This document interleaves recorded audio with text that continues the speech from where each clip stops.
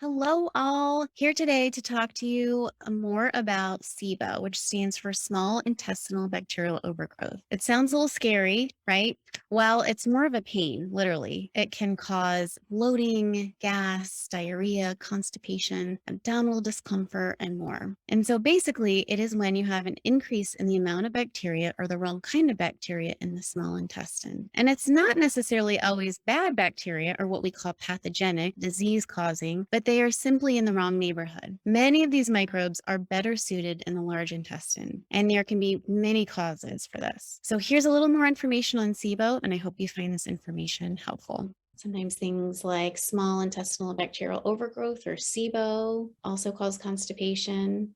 And then constipation can also cause SIBO. So we look out for that. Lots of good ways we can work on that. How do you know if you have small intestinal bacterial overgrowth? That is a great question. There are a couple different types of testing that we use. You can do a breath test. We can do stool testing based on the interpretation, can have an idea, but it's really in the small intestine. And when we do stool testing, we're looking at the large intestine. Primarily, it's with breath testing. We'll also look at symptoms, gas, bloating. Something that we often ask patients is, do you have relief in symptoms if you've ever been on an antibiotic? And if they say yes, they have relief, even if it's something that, the antibiotics they're being treated for something different. If they notice that their symptoms improve, then that's also an indication it might be SIBO. It's basically that the bacteria is not pathogenic per se. It's not these terrible organisms.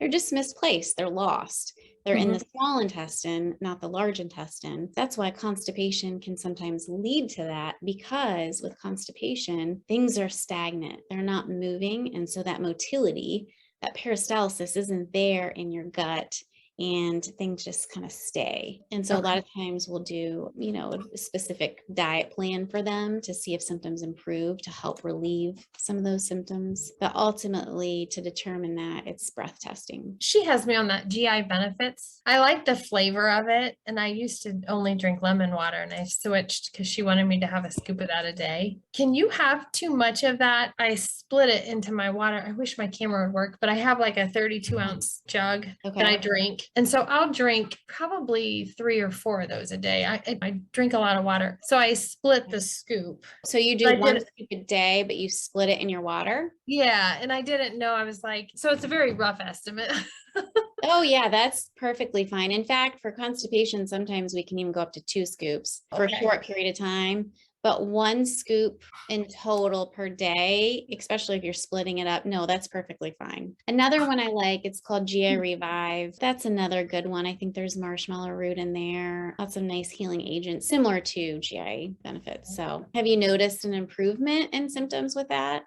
No, I haven't. I was kind of bummed. She had me do that, and the 157 is a BPC 157. BPC. And she said I could do a second dose of that. It's just kind of pricey. So I was kind of like, what do I do? If I have to pick and choose, what do I pick and choose? And is it the main symptom constipation, or what is your main primary symptom? I had COVID a second time, and I found that my sugar cravings were crazy again. I was really bummed at myself. And she said that basically COVID's like a bomb that detonates in your gut. So she was working on getting my gut back to the way it was before I had COVID that second time. And are you doing a lot of artificial sweeteners by chance? So I did, because that was what clued us in. I was using the ice cream and the Zollipops.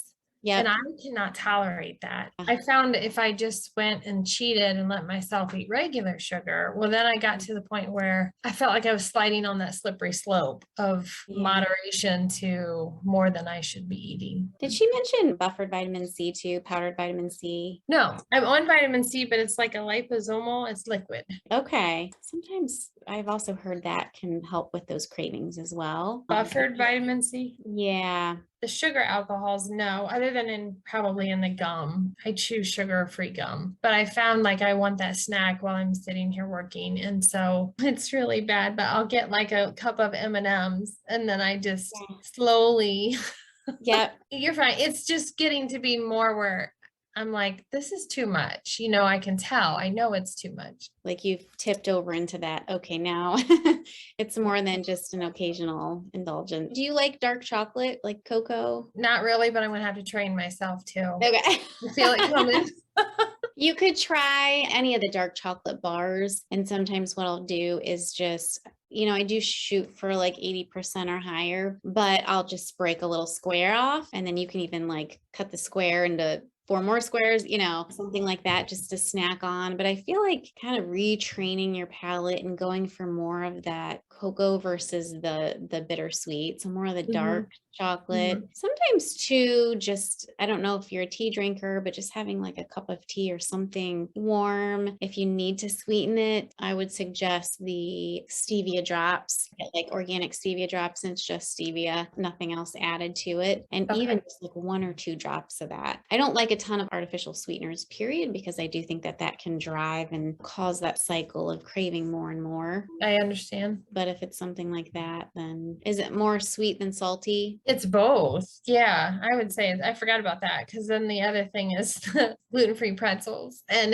I do that for the salt. I know I keep reading about I shouldn't be snacking at all. I don't know if it's boredom or what I'm doing sitting here. Well, and the other thing to think about too is, has there been any more stress in your life? Because that can kind of throw off your adrenals and cause more of those cravings. Really kind of managing through that stress, or going to do an activity versus sitting down and snacking, even if it's like a walk around the neighborhood. Some people do that where they'll have like a bracelet band on their wrist and they'll, snap it, or trinkets that the kids have. What are they? The fidgets or something? Fidgets. But just kind of trying to identifying that and then replacing that with more so like an activity that's more beneficial. Yep, I will try that. But try to maybe go more towards the dark chocolate. It was nice to Thank hear you. your voice and chat. This is very helpful. And as always, if you have any questions, just don't hesitate to shoot me a message. So okay, I will. Thank you.